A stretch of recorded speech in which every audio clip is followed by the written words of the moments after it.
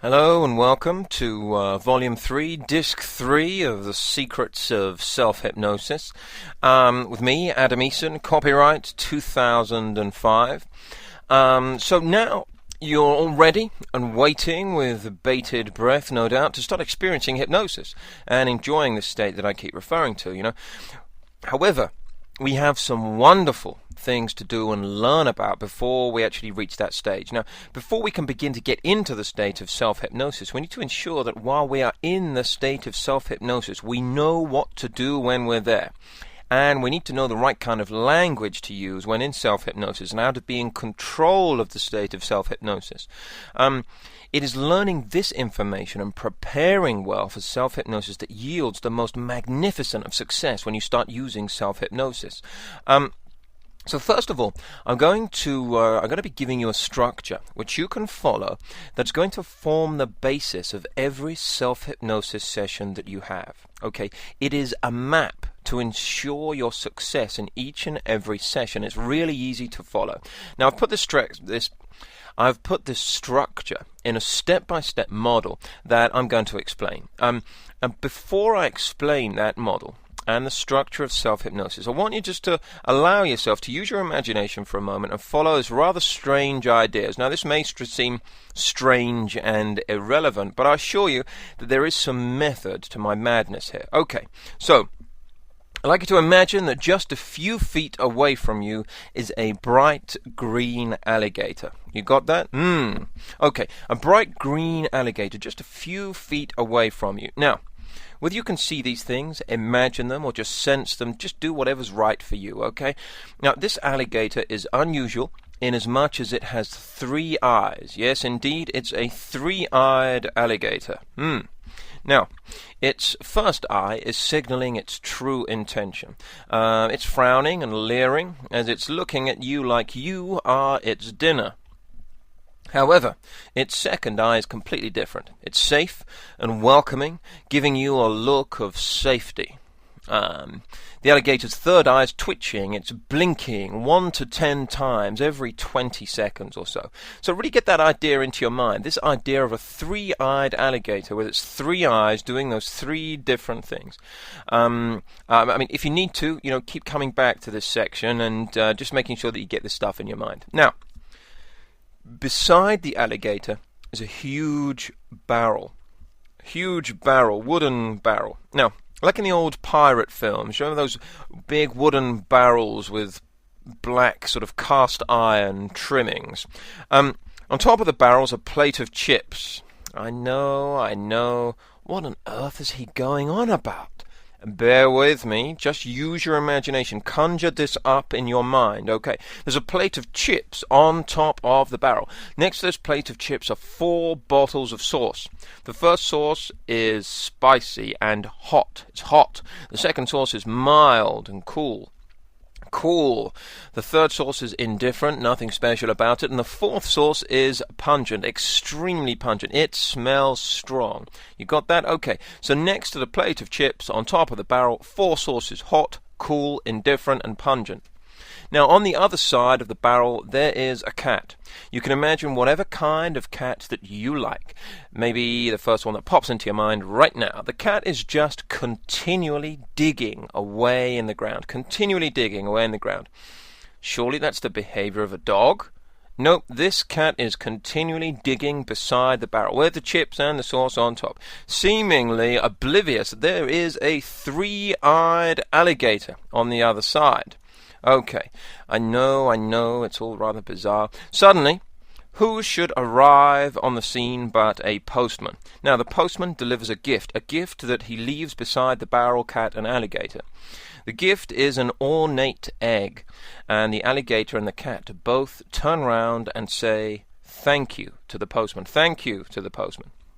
That's right, they can talk too.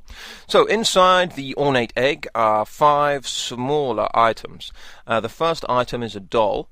The second item is a mini-sized room for a doll, like they used to make on kids' TV shows, out of a cereal packet for your doll or action man to live in and have a bedroom. The third item is an ornate ear, and the fourth item is a small ornate gift box. And the fifth item is an eye. Really get that into your mind. Create that rather strange scene in your imagination. Get that, get that scene, get that entire scene into your mind. And please, please, do not proceed with this audio program until you've got that in your mind. Okay, run through this previous section as often as you need to really get a vivid idea of that in your mind. Okay, so pause, make sure you get the alligator, barrel, cat, postman, and the gifts all in your mind before you proceed. Thank you. Okay, welcome back. Are you sure you've done that? Please stop and go back if you didn't. I'm asking for a very specific reason. I'm not just being randomly mad, okay? I assure you this.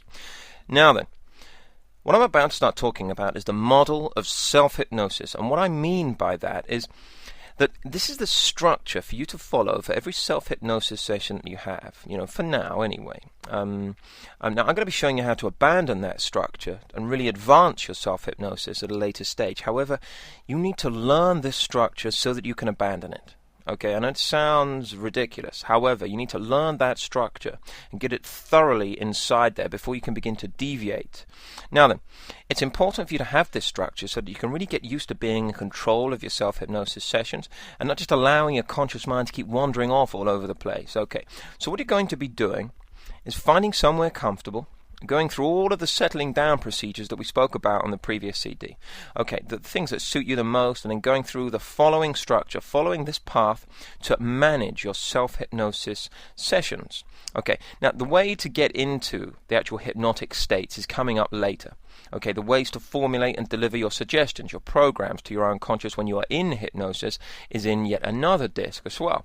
Now, it may seem a little confusing at this stage. However, just begin to get an idea of this structure for applying it later.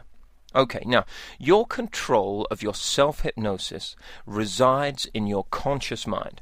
So you're going to have some triggers that reside in the conscious mind that when you successfully activate them, will notify you that you are entering hypnosis, okay? Then you're going to take control of the state, then deepen your hypnosis, then deliver your programs or suggestions for change, and then exit. And this is the basic structure of a self-hypnosis session. Now, just remember a couple of two fundamental points at this point, at this stage. How many times can I fit the word point into one sentence? Okay, so your access to self-hypnosis resides in the conscious part of your mind, and your self-hypnosis can only be accessed by using the three triggers. Okay, the three triggers that I'm going to be coming on to. Now, by that, what I mean is that you go into self-hypnosis by using your conscious mind to activate an internal switch, which acts as a trigger for you to alter your state and enter hypnosis. Okay, you're going to have three triggers in total that all must be activated for you to enter self-hypnosis. Okay, now for any of you that are listening to this that don't know the alphabet, the following model could possibly be confusing. Okay. Now, however, if you do know the alphabet, it's very easy. So, you know what? You don't even have to know the entire alphabet. You only need to remember steps A to E. The first 5 letters of the alphabet are all that you have to remember. Okay. If you're not sure about those, go and practice them. Now then, do you think that you can remember those first 5 letters? Now, the first 5 structured steps. Well, the 5 structured steps of the self-hypnosis model are as simple as A to E. Each step of the self-hypnosis model is a letter from A through to E. Okay, so this is the self-hypnosis model. A stands for access. A stands for access. That refers to accessing hypnosis, of course. Okay, the first step is this is the first step whereby you enter self-hypnosis. So A is for access. We access self-hypnosis by using these 3 triggers. The first trigger is that you must be in a safe place. Okay, so firstly you need to be in a safe place. By that, I mean, it's not really considered safe to be entering a closed-eye state of self-hypnosis when you're at the wheel of your car, or when mowing the lawn, or when teetering on the edge of a cliff top, okay? The same could be said about lying in the bath, for example, so just be aware of that, okay? The first trigger is that you must be in a safe place. The second trigger to enter self-hypnosis is that you must have the intention to do so. Okay, you must have the intention. So you are entering hypnosis with awareness and on purpose. This second trigger is that you have the intention to enter self-hypnosis. So you choose to do so. It doesn't happen by mistake. It's not like drifting into natural hypnotic states when you're daydreaming or you're reading or you're doing any of those things that we mentioned on the earlier CD.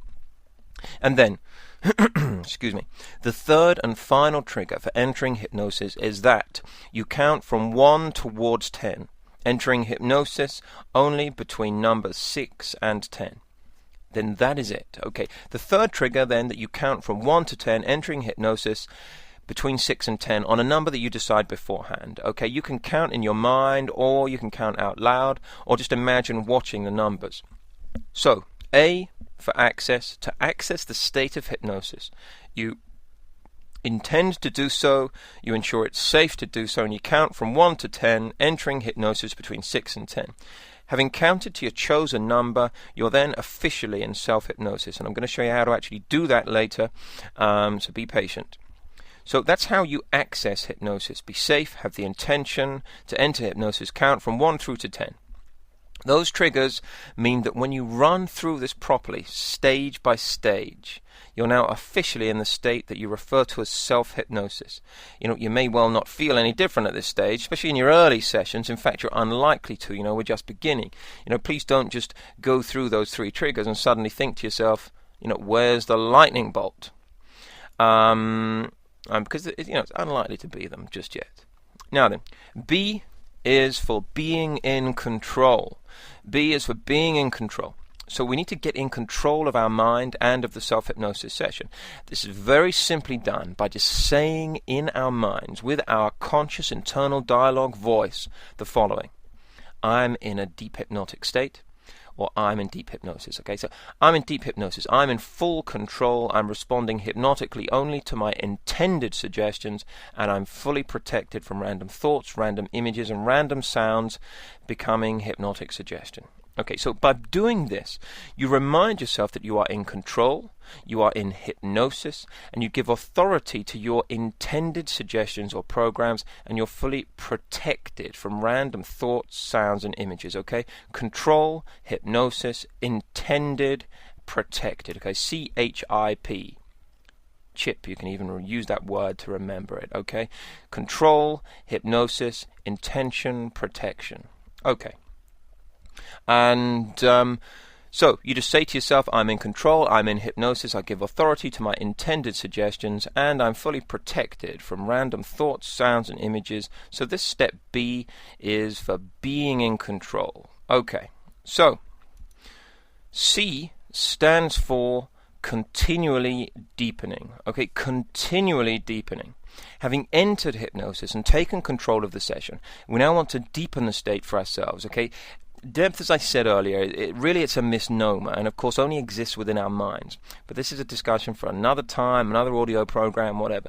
But think of ways, and be as creative as you can, to deepen your own state of hypnosis. Use a method that focuses your attention and gathers up your attention in a relaxing way. Use something of interest to you. There are lots of examples coming up in the in this program. One of my most favorite and inspiring books is a tiny little book called Jonathan Livingston Seagull by Richard Bach.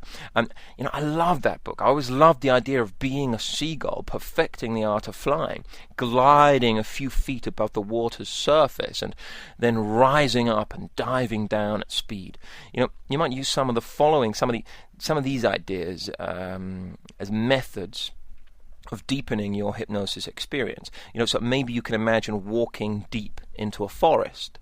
I imagine climbing a mountain. Imagine being by the sea, or even imagine diving in it, seeing the world from a different perspective. You can imagine going downstairs or traveling down an escalator, or even going down in an elevator. Some people count down from 100 and letting every number down take you deeper into hypnosis. You may even want to give yourself a deepening suggestion, like saying to yourself, every time I say the word now to myself, I drift to deeper levels. Some people might want to take themselves on an outer space journey. Maybe you can imagine and remember a time when you were really relaxed. Remember a favorite place. What does it look like, sound like, feel like to be there? Have a think about all this stuff. Maybe you can even imagine that you're a candle that's melting, and it's melting your muscles too. You get the idea. Some people I've met imagine skiing down mountains. Some people skydive. Be as creative as you like, or use your breathing. Every breath is taking me deeper into this experience. And then each time you exhale, imagine sinking deeper, settling deeper into whatever it is you're resting upon. There really is no limit to what you can do in this section of the session. Just keep your wits about you and do your best not to wander off, okay? Keep focused. Now, if you're being hypnotized by another person, of course it's fine to wander off. However, when you're using self-hypnosis, you have to maintain control and focus of the session. Now, if you want to randomly wander off, then using self-hypnosis for safe, controlled relaxation, we're going to be covering later on in this program. Now, step D is for deliver your suggestion. Deliver your program, your suggestions here. D is for delivering your program.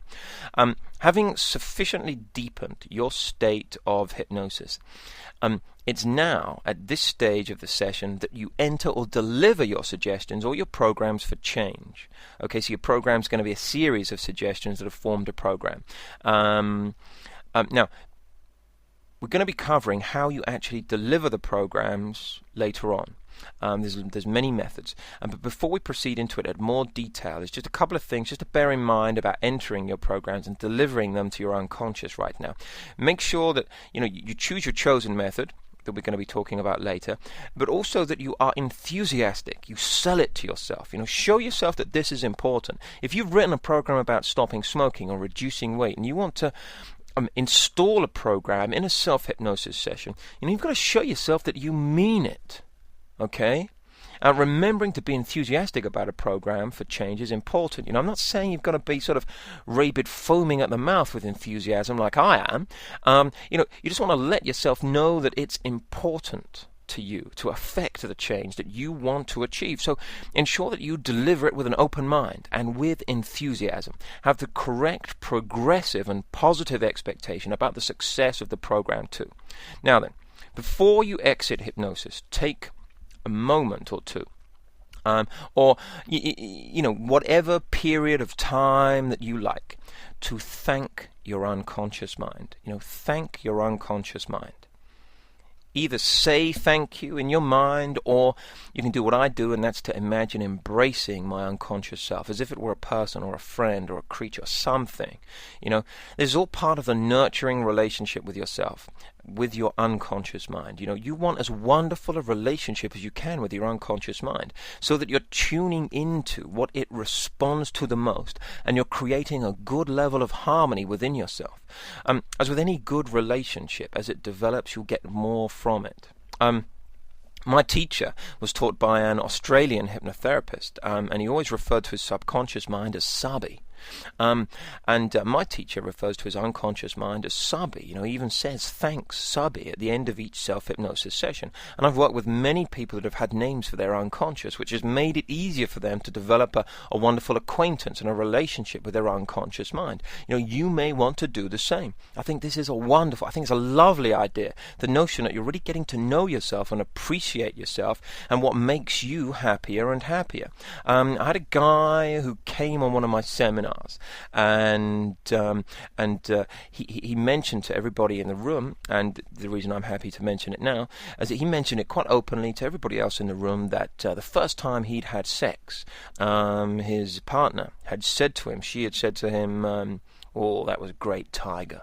And from then onwards, he'd thought of himself as a bit of a tiger, and so he called his unconscious mind Tiger for that. And whenever he was writing programs, at the bottom he would say, "Thanks, Tiger." Now, finally, E stands for exit. E stands for exit.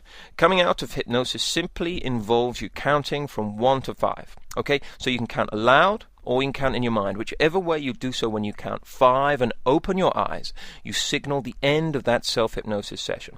So from counting from 1 to 5, you end that session of self-hypnosis, and you get used to what each of the numbers represent and what you want to return you know, the things that you want to return to their usual state. You may even want to say something like I'm about to start suggesting. I'd certainly suggest that you do say these things to yourself the first few times that you enter hypnosis, so that your unconscious knows what it's doing each time you count from 1 to 5 in future sessions. Something like, when in a moment I count 1, I have full control, flexibility, and coordination throughout my entire body, from the tips of my toes to the top of my head, from the tips of my fingers and thumbs to my shoulders. Any feelings of lightness and or heaviness return to their true and correct perspective. So here we're putting back all our bodily sensations as they should be. Sometimes prolonged stillness in hypnosis can alter our sensations of lightness or heaviness, especially within our limbs. When I count 2, I position myself back in the place where I entered hypnosis, remembering and recalling what was to my left and right, above and below me, remembering and recalling some features of this place. Now, it's important to say this if you spent some time in a favorite place or using your imagination vividly to be somewhere else. You're ensuring that you connect with the place that you're actually in once again. Okay. When I count 3, all sounds are in their correct perspective and have their true levels of importance. Some people have found that while they're in hypnosis, their hearing can become altered slightly. I took a lady into hypnosis recently, and she commented on how my voice seemed like it was background noise, even though I was sat right beside her. And she said that the traffic on the road outside seemed like it was the main sound rather than the sort of background noise that it was. We can sometimes change our focus to make sound seem nearer or further, even when we're not intending to do so. So by doing this, you've put it all back into place as you expect it to be. Then you want to say to yourself, when I count 4, I'm keeping and bringing with me all the wonderful benefits of this session. That's right. Now, all the good stuff that you've been delivering during your hypnosis session, you want to remind yourself to incorporate it and integrate it into your life. Make sure that even if you have little conscious awareness of the benefits, that all your intended benefits and desired outcomes of the session are surely sealed in. They're kept and integrated into your unconscious mind. And then finally, when I count 5, I open my eyes to be fully emerged from this session, fully out of hypnosis. So you count 5 and open your eyes, and it's all done for that session. It's as simple as A to E. Okay, that's the basic structure that you follow each session of self-hypnosis. Really acquaint yourself with that. Learn that structure. Run through it so that you can simply get into hypnosis and follow that outline pretty much every time, okay? Now then, the sharp ones among you will now have worked out, I'm sure, what all that nonsense was about the alligator. Okay, so let's run through this self-hypnosis model now. A is for access. A is also for alligator. Okay, A is for access. Alligator, you access your self-hypnosis with 3 triggers. Remember, the alligator had 3 eyes. You have the intention. It is safe, and you count from 1 to 10, entering hypnosis between 6 and 10. And you also now know that the reason for this is that we exit hypnosis with 1 to 5, okay? So make sure that they're different, okay? You enter hypnosis between 6 and 10, exit from 1 to 5. So A was for access. The alligator, you access self-hypnosis with your 3 triggers, the 3 eyes, have the intention, it's safe, and you count from 1 to 10, entering hypnosis between 6 and 10. B is for being in control. It was the barrel next to it. B for being in control, the barrel. You take control by remembering C-H-I-P, the plate of chips above the barrel, remember, C-H-I-P. You remind yourself that you are in control, the cool source. You are in hypnosis, hot source. You give authority to your intended suggestions, indifferent source. And you're now fully protected, the pungent source. You're protected from random sounds, thoughts, and images. C is for continually deepening, okay? Continually deepening. The cat was continually digging. Okay, C for continually deepening. As you deepen, in any way that suits you with, and that resonates with you the most, use your imagination, have some fun with this, okay? D is for delivering your program or your suggestion. The postman, remember, delivered the gift. D is for delivering your program or suggestion. The postman delivered. And at this stage, remember to thank your unconscious. Remember, the cat and the alligator thanked the postman. Thank your unconscious. E is for exit. Exit. E is for exit. The ornate egg. You exit by counting from 1 to 5. Remember, there were 5 gifts inside the egg. You put everything back in your body as it should be, the doll. And then position yourself back in the place where you entered hypnosis, the doll's room. You then allow all sounds to return to their true perspective, the ear. And you keep and bring with you all the wonderful gifts and benefits of this session. Remember the gift box. And then you open your eyes, the eye, to fully emerge from hypnosis. Easy peasy to remember, eh? At least it's easy if you did everything as I asked you to do so. Those of you that are struggling, you probably didn't do it properly, you naughty things. But keep practicing the imagery and running through A to E so that you fully know the structure of self-hypnosis before starting to use it. Okay, then when you are sure that you know that process, when you know this process and not before, you can proceed to the next section of this audio set, If you ignore my advice and you just plow straight on regardless, I don't think you're going to get as much from this audio set as you want, and your success will not be as profound as I know it can be and that I've experienced. This is just the model. It is the structure that you follow for your self-hypnosis sessions, and how we actually do each component part of it we're now going to learn. But it's really important that you know what the A to E stands for, what you do at each section of that model, what it all stands for before you proceed. Okay. By now then you should have the structure of self-hypnosis and the self-hypnosis model well and firmly lodged in your mind. And we can begin to start looking at the language that we're going to start using when we're in the state of hypnosis, the language that we're going to use with ourselves. There are many ways that as a hypnotherapist utilize language to elicit certain responses within clients, especially with the emergence of neurolinguistic programming and other modern innovations in the field of language. They've made the use of language so wonderful and powerful when dealing with others. Now, with self-hypnosis, it's slightly different in as much as you are communicating to yourself. You have to be specific and you have to be emotive. You want to be seducing your unconscious mind, in a wonderful way, of course. You want to elicit the best results from it. And that's going to depend on the kind of language that you use and the associations you have with the language you use. Think about words that elicit the best responses. The way language is used often baffles me. It baffles me. Have a think about some of the things that people say. For example, here in England, it's so common when I ask someone, hello, how are you? It's so common for someone to respond with the answer, not too bad, thanks. Not too bad. What? Was my question, hello, what degree of bad do you feel today? And the answer is, oh, not too bad, thanks. It's madness. You see, the language that people use every day often defines the way that those people are. Whenever anyone says to me, oh, no, not too bad, thanks, I always reply, so what? Are you just moderately bad? You averagely bad? You're just not too bad. Think about other expressions that are used as well. There was once a television commercial here in England for a washing powder called Daz. Then the advertisement stated, nothing works better than Daz. Yeah? Well, use nothing then. If nothing works better than Daz, use nothing. Have you ever heard somebody say, I told myself that the last thing I'd do before I left home is forget my keys? And so the last thing that person do before they left home was forget their keys. That's the last thing they did. Amazing self-hypnotic programming going on there without even knowing it. What about when people say, I have a brain like a sieve? Or something like, oh, he's my best friend, it's the least I could do. Well, if he was your best friend, why don't you do the most you can do instead of the least? It's these finer distinctions in language that really matter, especially when you are communicating with yourself and especially when you're using self-hypnosis.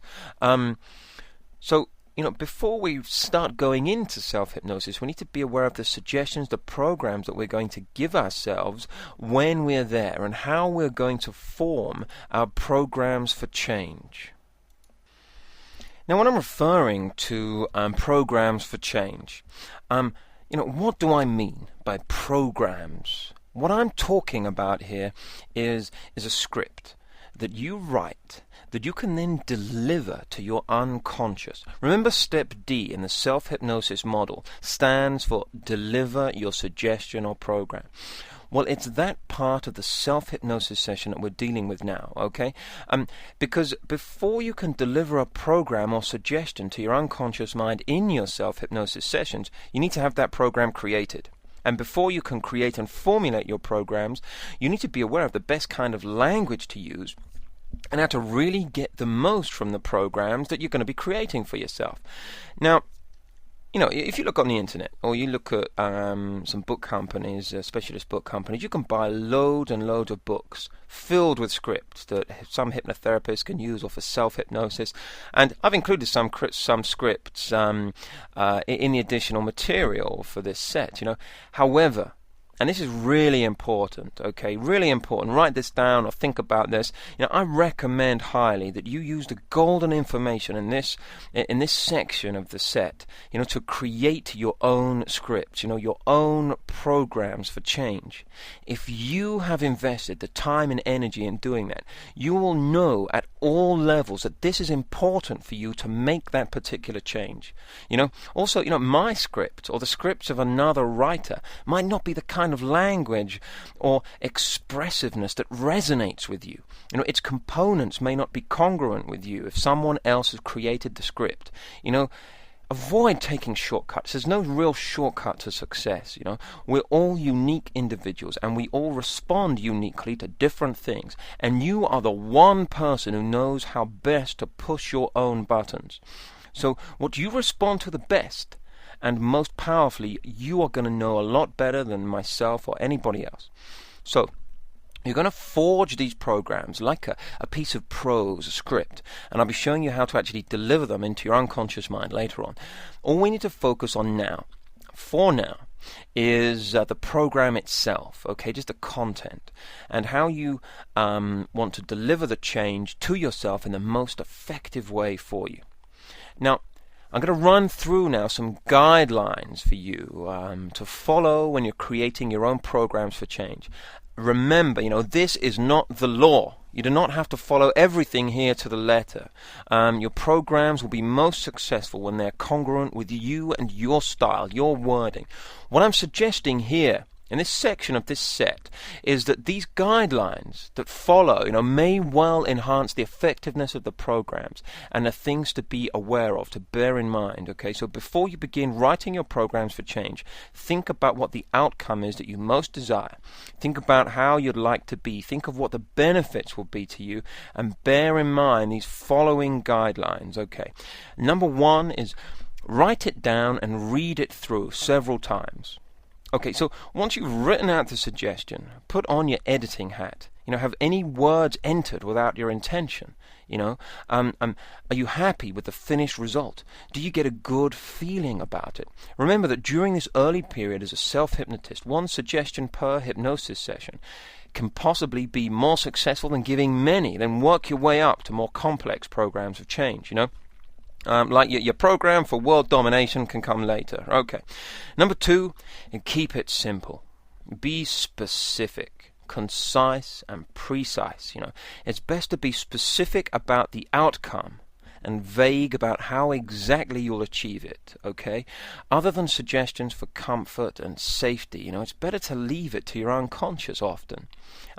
Trust that your unconscious knows how to get you what you want. If you're going to write yourself a really simple program to begin with, to ensure some success, hypothetically, let's call it, this is my program for making a cup of tea for my wife or my husband. Okay. Now, you may have been doing this anyway. However, you write a program to make sure that you do this gesture, as it will make your husband, your wife, or your partner very happy. What a nice program, eh? We're making you nice people here. Now, when you write this program, you don't need to be writing things in there like, when I awake in the morning, I sit up in bed and I move my body round. I toss my bed covers away from me. I then dangle my feet over the edge of my bed and slide them into my slippers.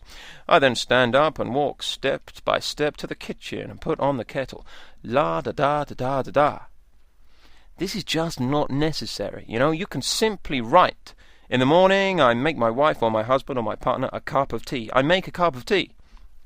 It's a simple instruction to the unconscious mind. It does not have to be made complicated. I encourage simplicity with your programs. Remember what I said right at the beginning. Be specific about the outcome and vague about exactly how you're going to achieve it. Number 3, want it to work and expect it to work. The more you want it to work, the more effective your suggestions are going to be. If you're in doubt, write down the pros and cons. Do you really want what you're asking for? Any program or suggestion that you deliver to yourself is going to be rendered impotent. Impotent if you don't want it to work. So have the highest expectations. Have the highest expectations of it too. This really is then like the sunshine and the rain upon your seeds. Really wanting a program to work is sometimes all you need. As long as you really want it to work, expect it to work, and you put some effort into achieving the results that you want, then you can often ignore all the other guidelines. You'll be assured of success. Number 4, make it work. Now, this is going to sound a little bit obvious.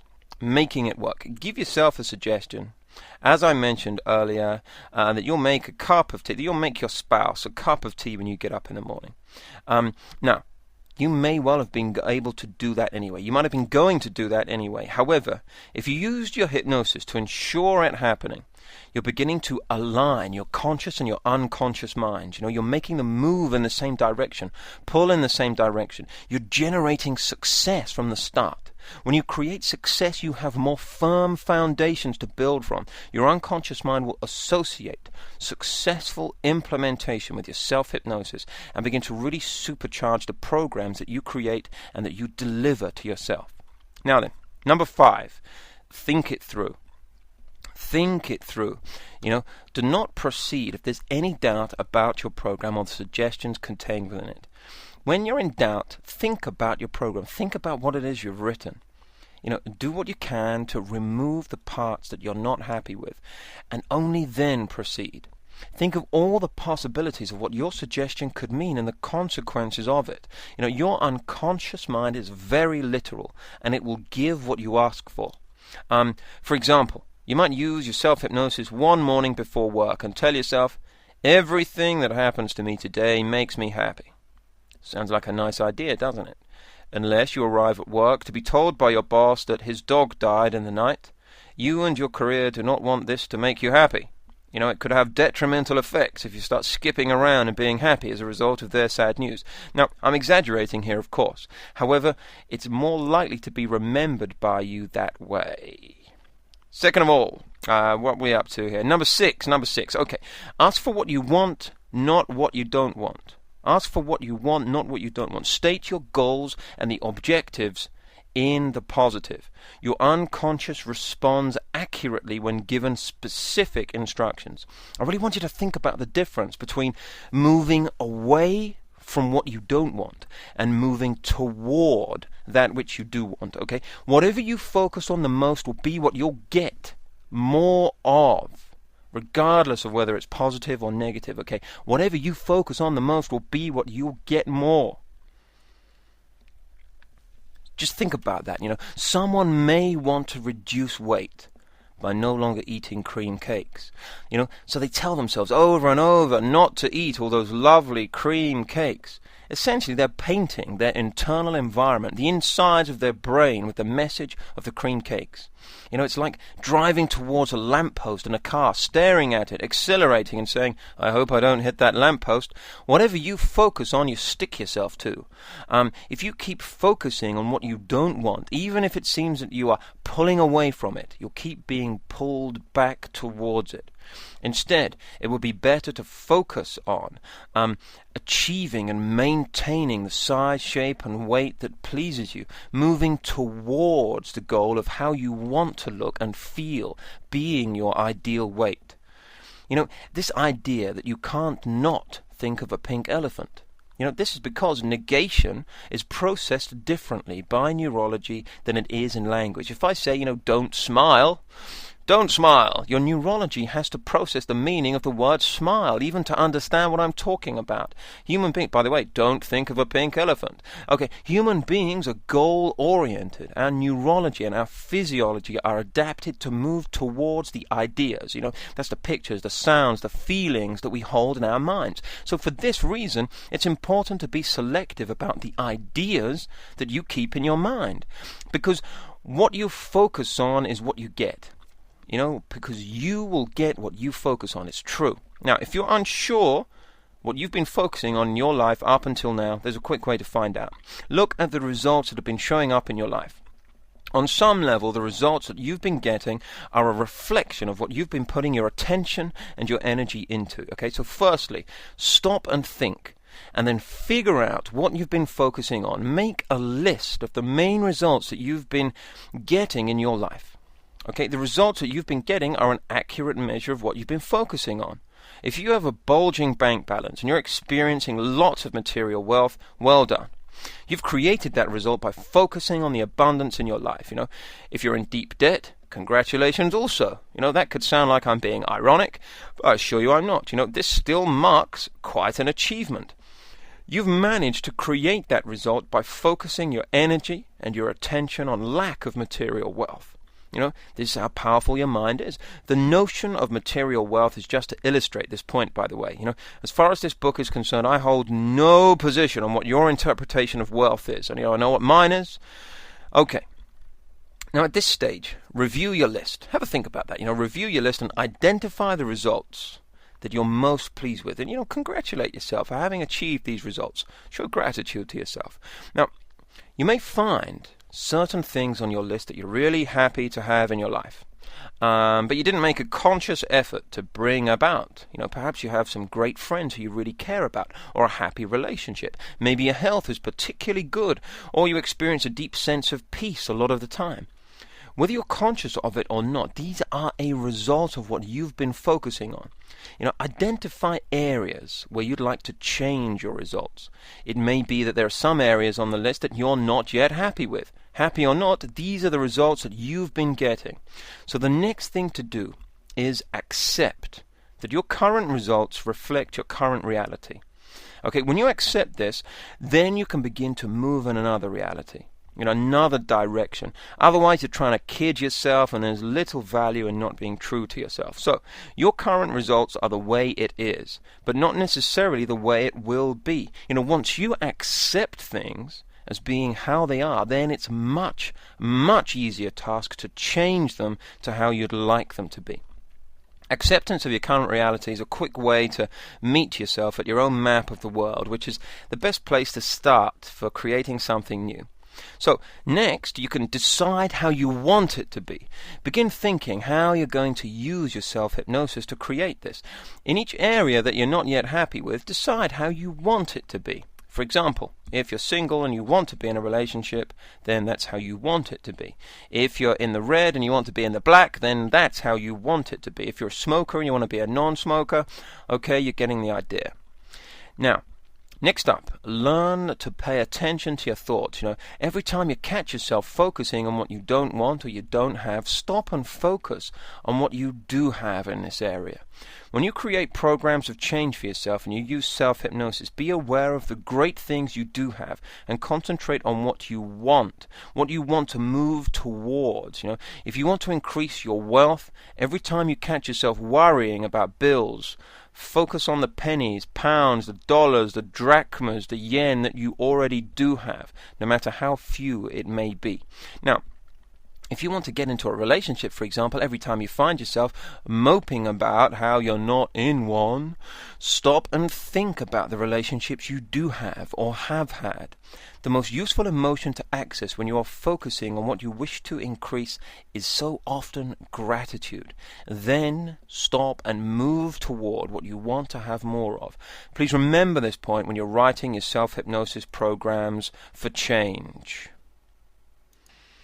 Now, believe it or not, that was all number 6. So we're up to number 7 on the guidelines for writing your programs. Okay, number 7 is to use emotive language. Use language and words that elicit emotions within you. You know, we're going to be coming more specifically onto the use of words in the next section of this set. You know, however, think about words that you really like. Which ones appeal to you, or words that have certain positive feelings associated with them when you hear them or think them. You know, how would you describe the most enjoyable experiences of your life? And these are the words that you want to pour into your programs. Okay, the more good feelings that you can pour into your programs, the better. Now, number 8 is say exactly what you mean and mean what you say, okay? Use clear language, free from ambiguity. Be sure to ask for exactly what you want, because, you know, it's that you're likely to get, okay? You're likely to get exactly what it was that you asked for. When I first trained as a hypnotherapist, there was a lady on my course who was unable to complete her homework each month. You know, she kept telling the teacher and her classmates she didn't have enough time. She kept on insisting that she needed a break to catch up with her work. I need a break. She'd keep on repeating this whenever I spoke to her. A few weeks later, she fell and broke her leg whilst she was at the supermarket, and she had to have 10 weeks off work. And she got to take time off. She caught up with all her studying. And, you know, so do think about what it is that you continually ask yourself for, you know. She was not even using formalized self-hypnosis. She was influencing herself hypnotically with a constant insisting of how much she needed a break. Now, of course, this could all be coincidence, and it's a rather unusual case, you know, I know that. But I urge you to say what you mean and mean what you say. You know, your unconscious is literal. You're likely to get what you asked for, whether you want it or not. In addition, you know, in order for something to work, ensure that you mean it. Number 9, set a time to start and finish, okay? Programs should all have a time to start and in some cases a time to finish. If you're writing a program for dealing with driving test nerves, for example, for enhancing mental calmness during your driving test, you know, it can have an end when the test is finished, you know. When do you want it to begin? Most of my programs have the beginning and ending in the first sentence. You know, often I write from this moment forwards and lasting throughout my entire lifetime. I often want that program to last my entire lifetime, so the sentence is sufficient. You know, later on in this set, we're going to be learning about time distortion and how to alter your perception of time. Now, if you have altered your perception of time for a plane journey, for example, so that when you step off a plane it feels as if the journey just zipped by in a flash, you'll want that experience of time to stop when the plane journey ends. You know, you don't want to suddenly wake up one day and think, "Whoa, I'm 90. I'm 90 years old. My entire life has just zipped past me." Now, I'm joking, of course, but I'm sure you understand the importance of this, the point I'm trying to make here, you know. We are also going to be learning about using self-hypnosis for pain relief. Again, you know, you want that pain relief to end after a period of time. You know, pain's there for a reason. It's a signal.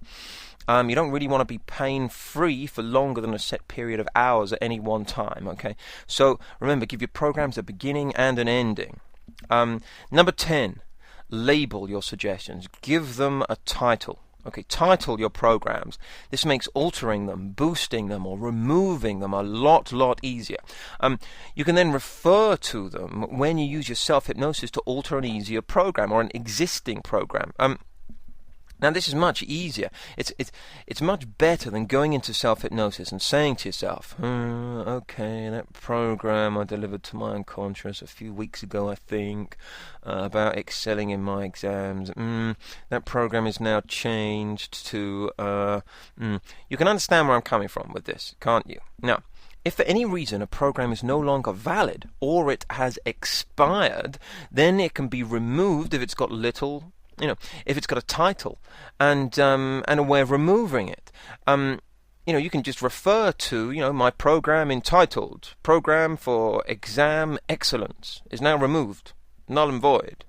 You can update it, change it, deliver it again. When I first started using self-hypnosis after my first training course with it, I wrote loads of programs, put them all on discs, these old floppy discs, and had them filled up with my programs, and then I filed them as per their titles. And I always tell my students on my self-hypnosis seminars and courses to do the same. On one such course, in fact, I had a lady who was not thoroughly impressed with this notion, because I think I was boasting or something about the fact that I'd written 350 programs at one stage and blah blah blah and this, that and the other. And she put her hands up and said to me, "Adam, are you not worried that with all this program writing and installing that you're doing, that you're just becoming robot-like and too programmed?" And I replied instantly with a smile, "No, I'm not worried. If that ever concerns me, my program for spontaneity just kicks in." Number 11 is to remember your achievements using hypnosis. Remember your achievements. Success breeds success. Continue to remind yourself and others of the things that you're achieving. Again, feed this back to your unconscious and yourself repeatedly. Number 12 is to use your senses and your imagination. Use your senses. Okay. I was running a training course a little while ago, and I'd asked all the delegates to go and get into groups to do an exercise involving making pictures in their minds. As is usual, I had a guy who came to me, told me that he could not make pictures in his mind, and he carried on making himself believe that he could not do it. So I said to him, could he remember a time in his childhood when he was happy? And he replied that yes, he could remember a time. Now, I asked where he was on that occasion, and he told me he was in his bedroom playing with his model aeroplane. I asked him to describe the room, and he told me that it had blue walls, and he began to explain the room in detail, and he got so into the description, he was even fashioning shapes with his hands during this description. When he stopped with his description, I asked him if he still believed that he could not make pictures in his mind, and I think you know what the answer was. He carried on happily with the exercises from there on. So if I was to ask you what colour your front door is at your home, when you answer, how do you know it's true? How did you arrive at your answer? A natural way to do this is by imagery in our minds and by using our imagination and a range of senses. We often don't realize just how much we use our senses with our imagination. And I suggest that using your senses and imagination with your self-hypnosis is a sure way to increase the power of your programs and of your sessions with self-hypnosis. Imagery is far more than just pictures, by the way. We often use imagery to recreate and remember emotions, as well as using imagery with our senses of smell, touch, hearing, even taste. Have you ever been hungry? And imagine what it would be like to taste or to have your favorite food in your mouth at that moment. Your memory may be so vivid that you can taste it in your mouth. It's like if I asked you to imagine holding a fresh lemon in one hand right now. That smell of a fresh lemon, right? Imagine slicing it in half with a knife and then slicing it in quarters and having some of the juice running out onto the surface. Then imagine picking up one of those lemon quarters, placing it into your mouth and really sinking your teeth into it with the juice running over your gums, your teeth, along the roof of your mouth and over your tongue. Notice now, if you really imagine that, you can make your mouth begin to almost water, even taste that lemony taste. Most people have a preferred sense that they use more commonly than others. Touch, sight, sound, smell, or taste. It'll usually be sight, sound, or touch. Think about which of your senses that you respond to the most and use that sense more in your programs, because you want to bring your programs to life. You want to add dimension and depth to them. Of course, we overlap senses all the time, but visually oriented people will be primarily concerned with what their imagery looks like. Auditory people will be more concerned with sounds and voices that they associate with their imagery, whereas kinesthetic people may well be primarily concerned with how their imagery feels and the associated physical sensations of them. Of course, you'll respond to all the senses, and I would suggest that you use as many of your senses as you can in all of your programs. Now, A really good way to develop your ability to create imagery with more clarity is to look at pictures and images and then close your eyes and make sure that you can still see them in your mind, and then keep on looking at the picture and forming it in your mind with more and more detail. Your imagery and imagination skills will develop the more you use them. Imagery and imagination is worth pages and pages of written suggestions within your programs that you create. Keep this in mind, please, please. All I can do is offer up some scripted, one-dimensional offerings here. The imagery is going to be stuff that's going to have to come to your own unconscious, come from your own unconscious mind. Imagery really is the language of the unconscious, and by that I mean all your senses within that imagery. Okay, imagery is another reason for you to create your own programs and use your own language. If I asked 100 people to describe a beach scene, every one of those people would describe something different and unique to them. The aspects that appeal to them each the most would be personal to them. You respond to the finer distinctions and the details of your own imagination rather than that of somebody else. I'm going to be giving some scripts later on in this program, and in the accompanying material there are some scripts rather. But however, use them for ideas and getting a sense of structure rather than using them verbatim. In addition to this, be aware of the difference between association and dissociation in your imagination. If I said to you, please imagine seeing yourself riding on a roller coaster, it would be a very different experience compared to if you really imagined being on and in the roller coaster and traveling around in it. To add to the experience or desensitize from an experience in your mind, consider the differences between really associating and dissociating with what you are visualizing or what it is that you're imagining. Number 13. What you ask for is exactly what you get. Often what you ask for is exactly what you get. Remember that I mentioned the girl on my course who kept stating that she needed a break. That's an example of doing this without really knowing. I'll give an example of something that happened to me. I used to work in a busy town, had to drive into work. Each day I'd get stuck in one particular traffic jam where two lanes funneled into one. And at morning rush hour, the queues were horrendous. A friend of mine pointed out a shortcut that I could take, and taking a little road that not many people knew of, I could take about 20 minutes off my journey. Fab. I had a dress rehearsal one weekend, and then when the week came, I was in such a state of early morning autopilot that I kept on driving past a turning that following week, getting stuck in the traffic jam as I'd been before. So I decided I'm going to write myself a program and use my self-hypnosis to help remember the turning. I wrote a program for myself, and I included within it the words, "Each time I drive past a turning, I remember the shortcut." Seems reasonable, doesn't it? It's great. So I delivered the program to my unconscious mind using my unconscious and my self-hypnosis that evening, and I went to work the next day. Of course, guess what happened? I drove past the turning, and then I remembered it. I joined the traffic jam once again. Okay, I painted the air blue that morning, I can tell you. What I needed to write in my program was that every time I approached the turning, I remember it and take the turning to help me get to work quicker. Now, I'm not suggesting for 1 minute that your unconscious would be quite so pedantic as mine. But what I want is for you to think through the possibilities and beware that you'll often get exactly what you ask for. Okay, your unconscious mind's very powerful and also very literal. Number 14. Avoid ambiguity. Hypnotherapists use ambiguity a lot to help other people to enter into hypnosis. However, with self-hypnosis, it's more important to be precise of meaning. There's really no point in having a term or phrase being ambiguous if it is yourself that you are communicating with. You know what you want to achieve. And so that's precisely what you focus on whilst being precise.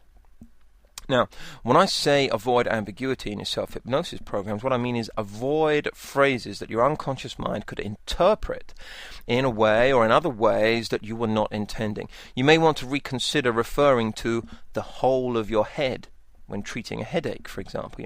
Your unconscious mind may interpret this to mean your mouth as the whole of your head.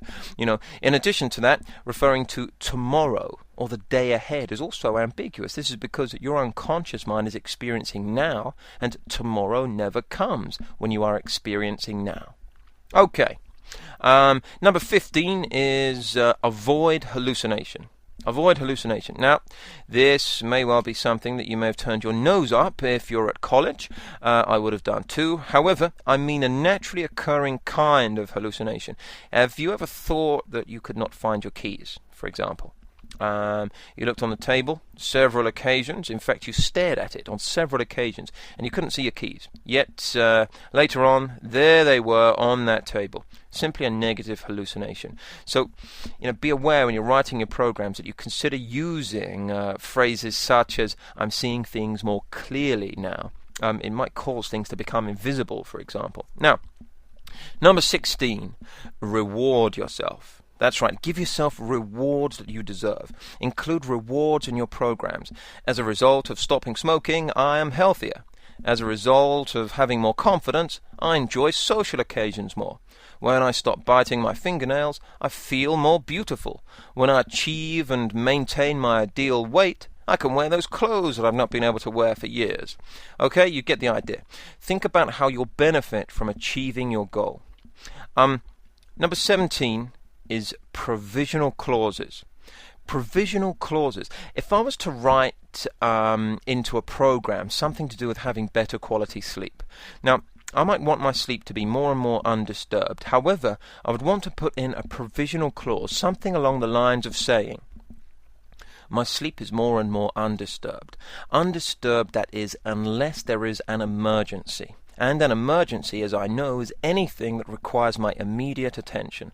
Should such an emergency occur or exist, I awake and deal with the emergency in the most appropriate way. In the absence of such an emergency, my sleep continues to be so wonderfully and deeply refreshing and invigorating. Okay, you see, I added a provisional clause where necessary to cover all eventualities. Okay. Number 18, finally, is to give thanks to your unconscious mind. Give thanks, okay? So at the end of each self-hypnosis session, take some time out to thank your unconscious mind. This is nurturing your relationship with yourself. You might even want to imagine embracing your unconscious mind, as I mentioned that I do earlier on in this program. Now, again, I'm going to say these guidelines have been suggested here to optimize the programs you write and the way in which you write them. They do not have to be adhered to by the letter, okay? Don't allow them to confuse you. They're not laws that you have to follow. They're simply guidelines to give you ideas to enhance your programs and to allow them to be more effective. Okay.